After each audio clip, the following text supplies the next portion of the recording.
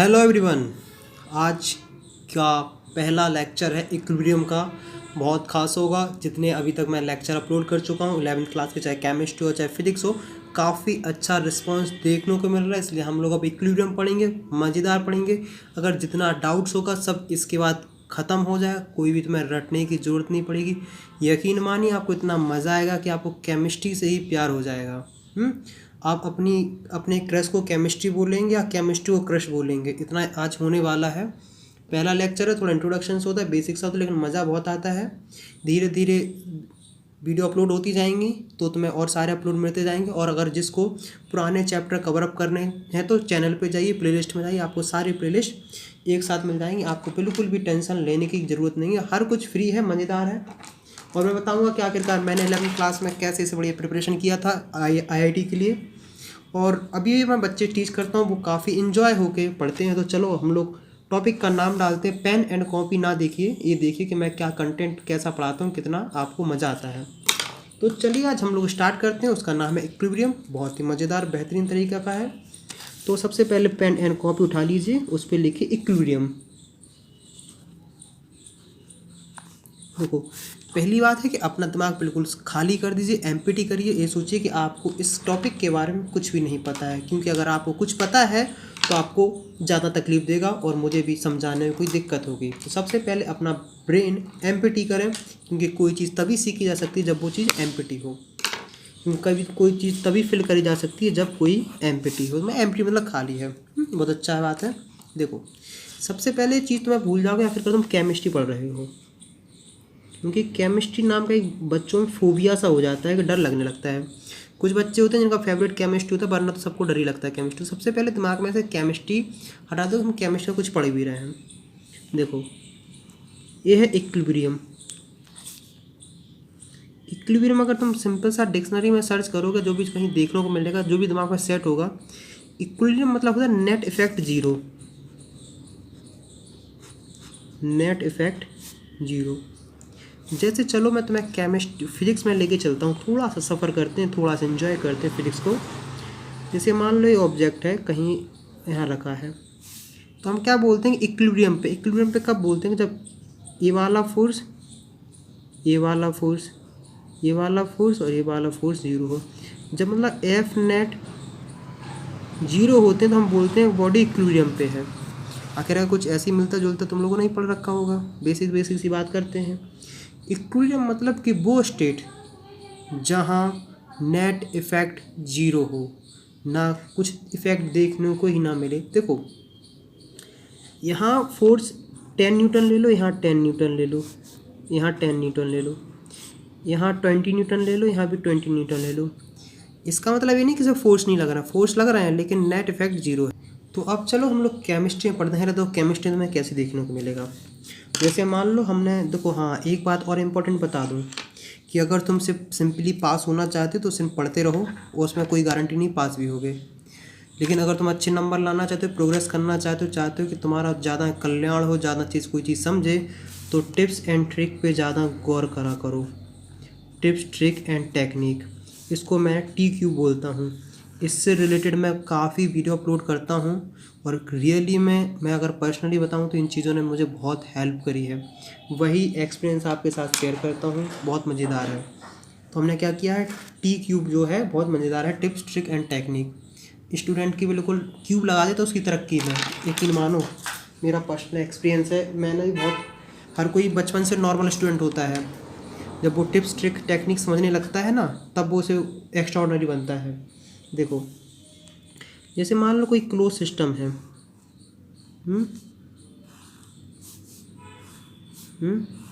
Close system है। चलो इसे मान ले, इसमें पता हमने वाटर फिल कर दिया है। क्या फिल कर दिया है? वाटर। हमने इसमें क्या कर दिया? वाटर फिल कर दिया है।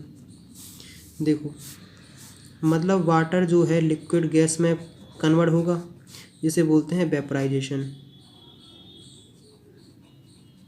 अगर गैस लिक्विड में चेंज हो तो उसे बोलते हैं कंडेंसेशन। ये मान लो क्लोज सिस्टम। क्लोज सिस्टम मतलब ये है कि इसके पार्टिकल्स बाहर नहीं जा पा रहा, ना कोई बाहर से अंदर आ पा रहा है।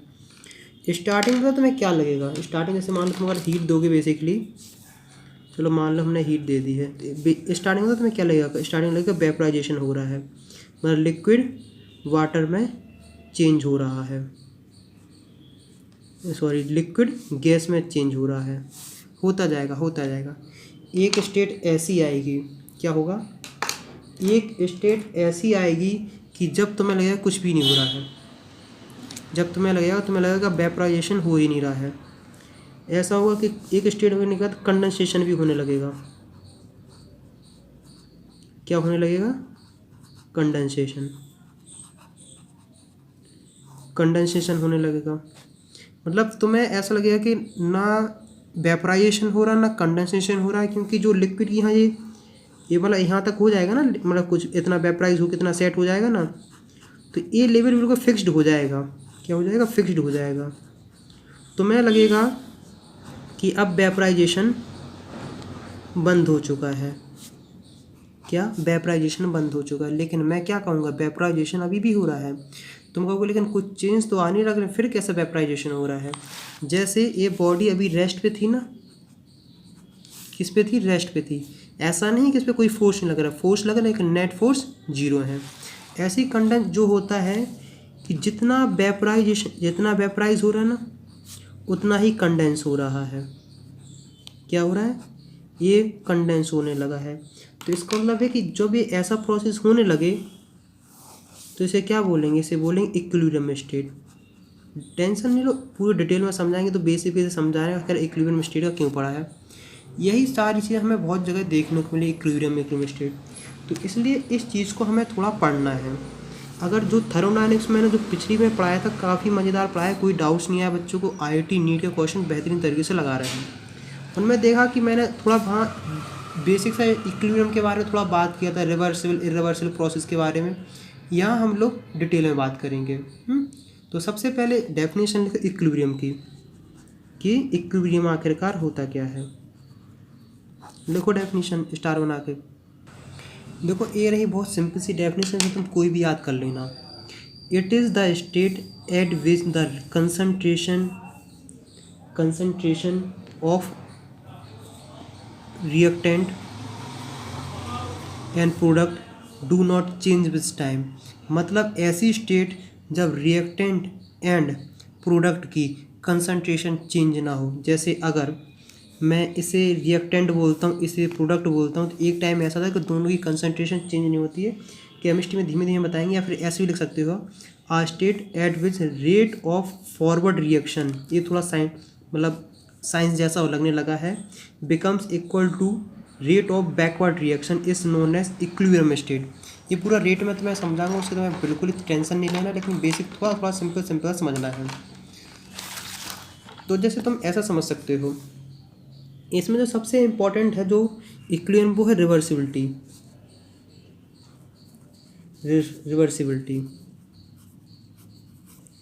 रिवर्सिबिलिटी का मतलब ऐसा होता है कि देखो सुनो, कि मतलब बोथ डायरेक्शन में ये रिएक्शन होती है।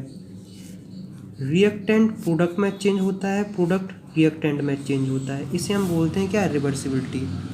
देखो सुनो, जैसे मान लो नाइट्रोजन प्लस हाइड्रोजन दोनों गैस हैं, इससे तुम जानते हो कि क्या बनता है, NH3। आखिरकार रिवर्सिबल प्रोसेस है तो इससे ऐसा ही बन जाता है, इसे हम बैलेंसिंग कर लेंगे 2 और 3। ये क्या है, ये रिवर्सिबल प्रोसेस है। तो हम लोग धीमे धीमे सब कुछ बात करते जाएंगे। तो तुम्हें बिल्कुल भी घबराने की ज़रूरत नहीं है। तो इसको तुम एक ऐसा भी लिख सकते हो, क्या लिख सकते हो, rate of forward reaction is equal to rate of backward reaction. देखो इस डायरेक्शन को बोलेंगे हम फॉरवर्ड और इस डायरेक्शन को बोलेंगे हम बैकवर्ड। क्लियर दिमाग में। तो ऐसे लिखो, rate of forward reaction equal to rate of backward reaction. जैसे इसमें तुम्हें सिस्टम कुछ ऐसे देखने को मिलता है कि एक टाइम ऐसा आ जाता है कि जैसे मान लो प्रोडक्ट अगर 10 बन रहा है, प्रोडक्ट 10 बन रहा है, तो जो जैसे मान लो प्रोडक्ट रिएक्टेंट में कन्वर्ट हो रहा, मतलब 10 कन्वर्ट हो रहा है, तो रिएक्टेंट भी प्रोडक्ट में 10 ही चेंज हो जाएगा। अगर इस टाइप को तुम पॉजिटिव बोलोगे, इस टाइप को तुम नेगेटिव बोलोगे, तो ओवरऑल तुम्हें नेट क्या देखने को मिलेगा, तुम्हें लगेगा कुछ भी नहीं हो रहा, नेट जीरो आएगा। केमिस्ट्री की लैंग्वेज में समझेंगे, लेकिन बेसिक्स हम तुम्हारे एक माइंड सेट कर रहे हैं ताकि तुम थोड़ा बहुत इसे फील कर सको, समझ सको, ताकि तुम्हें केमिस्ट्री से डर भी ना लगे। तो अब हम देखते हैं फिजिकल एंड केमिकल इक्विलिब्रियम। सबसे पहले हम पढ़ेंगे आखिर फिजिकल इक्विलिब्रियम कैसा होता है, उसे कहाँ कहाँ हमें देखने को मिलता है। तो अब सबसे पहले जो स्टार बना के लिखो, बोले equilibrium in physical process. Heading डालो equilibrium in physical process.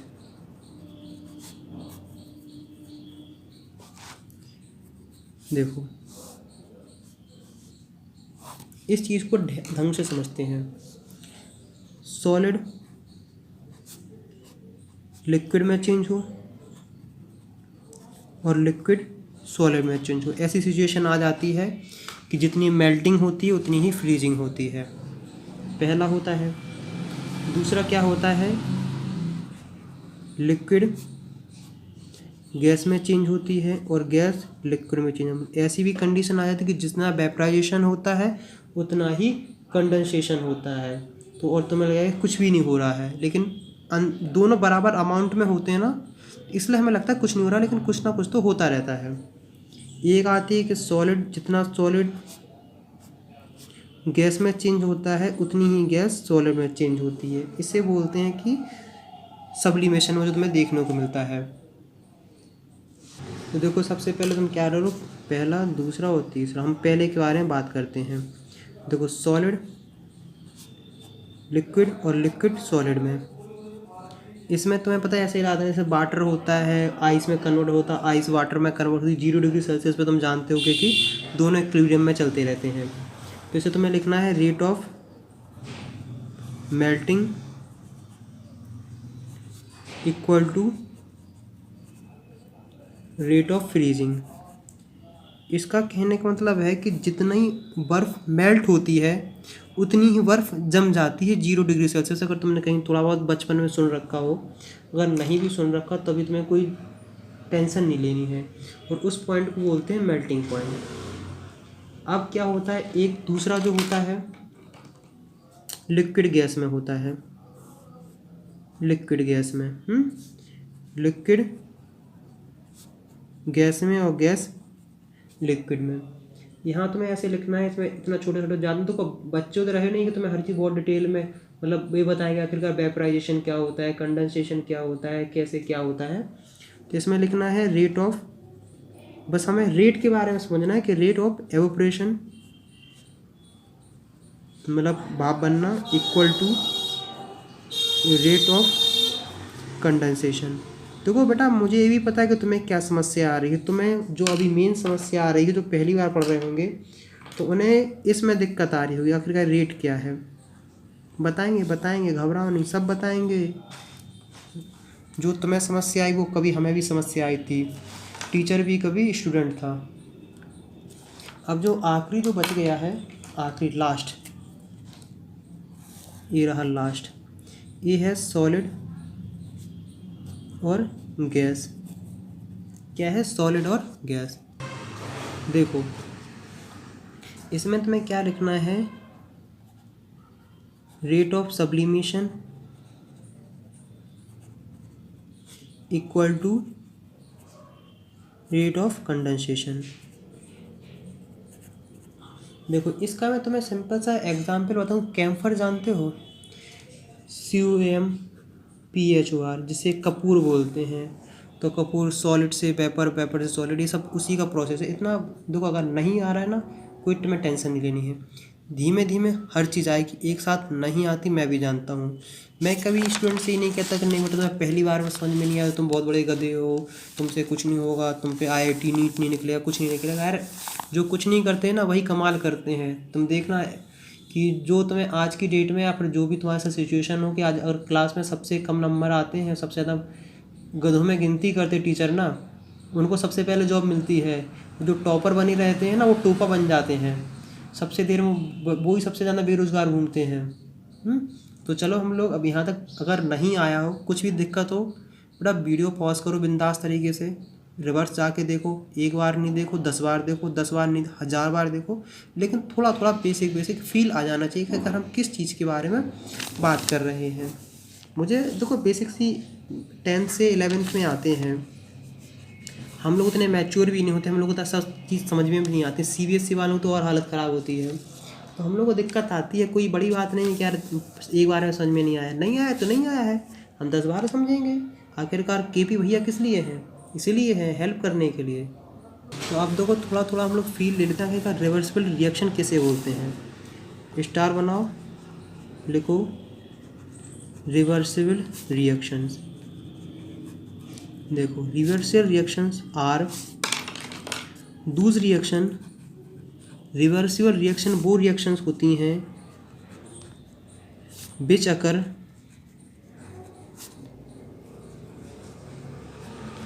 In forward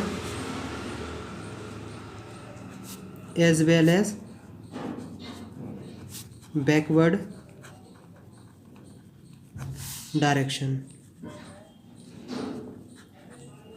reversible reaction वो रिएक्शन कहलाती हैं जो फॉरवर्ड डायरेक्शन में भी जा सकें और बैकवर्ड डायरेक्शन में भी आ सकें। जैसे एग्जांपल मैंने बताया कि नाइट्रोजन प्लस 3H2 जो बैलेंसिंग करके आता है तो 2NH3 बनता है, ये रिवर्सिबल का है। वही जो जहाँ ये साइन आ जाए ना तो समझ लेना कि ये रिवर्सिबल रिएक्शन को शो कर रहा है। कौन सी शो कर रहा है? ये रिवर्सिबल रिएक्शन को शो कर रहा है। एग्जाम हमेशा याद रखना। इस अगर देखो A + B + C, ये नॉन रिवर्सिबल है। कौन सी है ये नॉन रिवर्सिबल है। नॉन रिवर्सिबल का मतलब है कि अगर ये सिंपल सा प्रोडक्ट से रिएक्टेंट में ही जा रिएक्टेंट से प्रोडक्ट में ही रिएक्टेंट से प्रोडक्ट ही चेंज हो सकता है, प्रोडक्ट रिएक्टेंट में चेंज नहीं हो सकता है। Reversible reactions. आगे बढ़ने से पहले हम लोग थोड़े तुम्हारे डाउट्स क्लियर कर लेते हैं। मुझे पता है दिमाग में बहुत सारे डाउट्स आ रहे होंगे, इसलिए चलो पहले क्लियर करते हैं। पहली बात है, तुम्हें रिवर्सिबल रिएक्शन फील ही नहीं हो रहा होगा। बहुत सारे स्टूडेंट होंगे जिन्हें ये रिवर्सिबल रिएक्शन फील ही नहीं हो रहा कि रिवर्सिबल रिएक्शन होता क्या है। पहली बात। दूसरी बात है, इक्विलिब्रियम भी समझ में नहीं आ रहा होगा कि आखिरकार इक्विलिब्रियम क्या है। और तीसरी बात ये समझ में भी नहीं आ रहा होगा इक्विलिब्रियम आखिरकार ये रिवर्सिबल रिएक्शन स्पॉन्टेनियस में होता है कि नॉन स्पॉन्टेनियस में होता है, कैसे क्या होता है। देखो बहुत सिंपल सा है कि आखिरकार रिवर्सिबल रिएक्शन क्या होती है। रिवर्सिबल रिएक्शन वो रिएक्शन कहलाती है, बहुत ध्यान समझना, रिवर्सिबल रिएक्शन वो रिएक्शन कहलाती है जो रिएक्टेंट से प्रोडक्ट में चेंज हो जाए और प्रोडक्ट रिएक्टेंट में चेंज हो जाए। बस अगर ऐसी कोई कंडीशन, सिचुएशन या रिएक्शंस है, ऐसा कुछ तुम्हें देखने को मिल रहा है, इसका मतलब वो कौन सी रिएक्शन है? रिवर्सिबल रिएक्शन है। देखो सुनो, जैसे अगर H2O क्या है?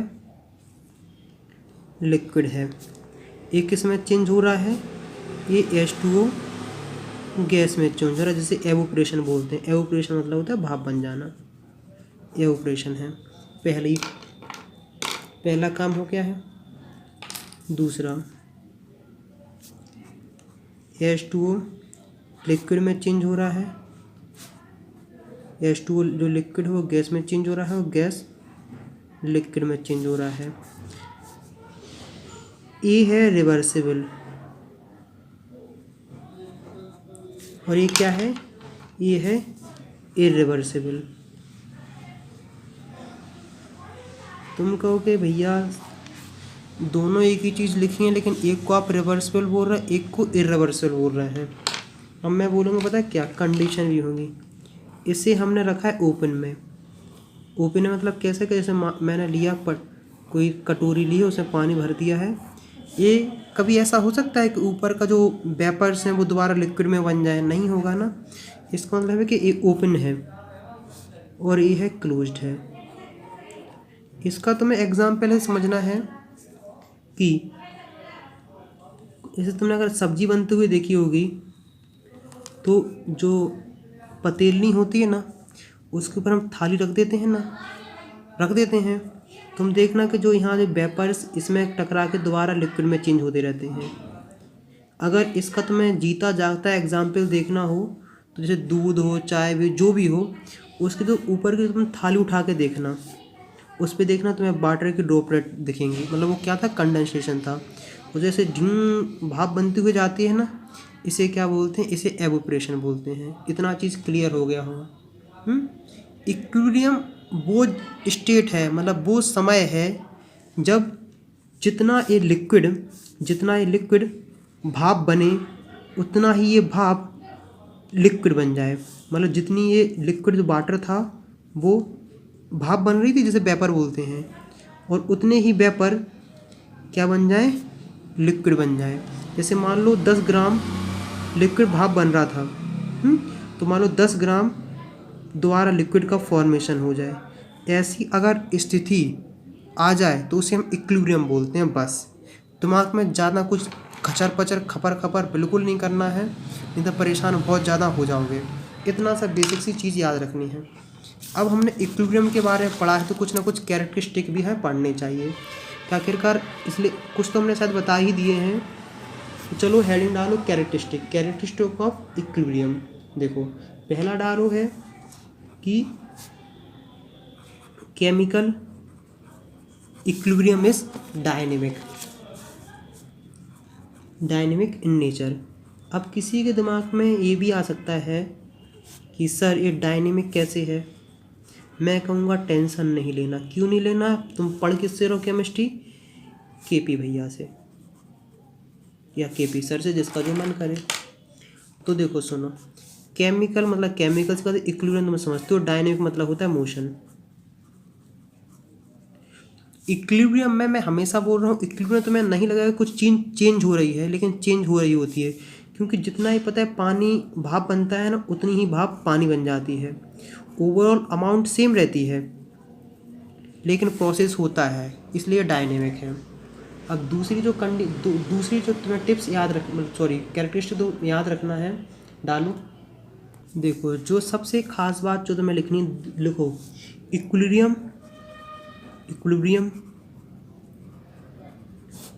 Can be attend only if the system is closed. मतलब सिस्टम क्लोज्ड होना चाहिए। अगर सिस्टम क्लोज्ड नहीं है तो इक्विलिब्रियम तुम कभी नहीं ला पाओगे। जैसे अभी मैंने सिंपल से तुम्हें पानी का बताया था, नहीं हो पाएगा बाबा। तो इसे क्या बोले, इक्विलिब्रियम क्या होना चाहिए, क्लोज्ड होना चाहिए। Equilibrium can be approached from either direction. देखो इक्विलिब्रियम अभी बताऊंगा, टेंशन नहीं लेना है। Can be approached from either direction, मतलब किसी भी डायरेक्शन से हम इक्विलिब्रियम ला सकते हैं। जैसे देखो अभी सिंपल सा मैंने तुम्हें क्या बताया था, पानी वाला बताया था। जैसे मान लो H2O तुम्हारे पास सॉलिड मतलब आइस है, क्या है, आइस है। अब देखो सुनो, इससे हम क्या मान लेते हैं, रिएक्टेंट मान लेते हैं, और H2O जो है रिएक्टेंट ही तो है। H2O जो लिक्विड होगी वो हम प्रोडक्ट मान लेते हैं। 0 डिग्री सेल्सियस है या फिर 273 केल्विन, एक ही बात है। ये अगर मान लो इसको लिया हमने एक कांच के डिब्बे में फिक्स कर दिया है ताकि तुम्हें थोड़ा थोड़ा दिखता रहे, कांच का डिब्बा। ऐसे ही करोगे ना, जो आइस जितनी पिघलेगी उतना जो नीचे वाला पानी है ना वो आइस में चेंज हो जाएगा। ये इस तरीके से पा लिया है। अब हम दूसरा तरीका अपनाते हैं, क्योंकि क्रांतिकारी विचारधारा के तुम लोग हो ना, तो दिमाग में कुछ भी आ सकता है तुम्हारे पास। जैसे तुम्हारे पास लिक्विड है, इससे हम प्रोडक्ट रिएक्टेंट बोलेंगे, और H2 जो तुम आइस बना रहे हो उसे हम प्रोडक्ट बोलते हैं। हमने ऐसा लिया, फिर वही सिस्टम लिया और क्या रख दिया, इसमें पानी भर के रख दिया है। तो क्या क्या होगी, देखो एक स्टेट पे ऐसा आएगा कि जितना ये पानी बर्फ़ बनेगा, जितना ये पानी बर्फ़ बनेगा ना, उतनी ही बर्फ़ मेल्ट होकर दोबारा पानी बन जाएगी। चाहे तुम किसी भी डायरेक्शन से लाओ, चाहे तुम यहाँ से ऐसे जाओ या यहाँ से ऐसे जाओ, इक्विलिब्रियम में कोई फ़र्क नहीं पड़ता, तुम दोनों डायरेक्शन से इक्विलिब्रियम अचीव कर सकते हो। एक जो सबसे चौथी टिप्स है, सबसे ज़्यादा इम्पोर्टेंट ये है कि कैटलिस्ट एक चीज़ होती है जो रेट ऑफ रिएक्शन इंक्रीज़ कर देती है। कैटलिस्ट डज नॉट अल्टर मतलब चेंज द इक्विलिब्रियम पॉइंट। कभी भी कैटलिस्ट इक्विलिब्रियम पॉइंट चेंज नहीं कर सकता है, याद रखना। इतनी सी मोटी मोटी तुमने सिर्फ इक्विलिब्रियम के बारे में पढ़ा है। धीमे धीमे आगे आगे बढ़ेंगे हम, बहुत कुछ पढ़ते जाएंगे। अभी तक इतना ही है। अगर मज़ा आया है और अगर तुम्हें लगता है कि तुम्हारी हेल्प हुई है तो कम से कम अपने 3 फ्रेंड के साथ एक वीडियो शेयर करिए, क्योंकि शेयर करेंगे तो आपको भी अच्छा लगेगा, आपको भी पॉजिटिव इफेक्ट देखने को मिलेगा, हमारी भी हेल्प होगी। तो नेक्स्ट वीडियो में मिलते हैं, तब तक के लिए शेयर करते रहिए, पढ़ाई करते रहिए। Bye bye.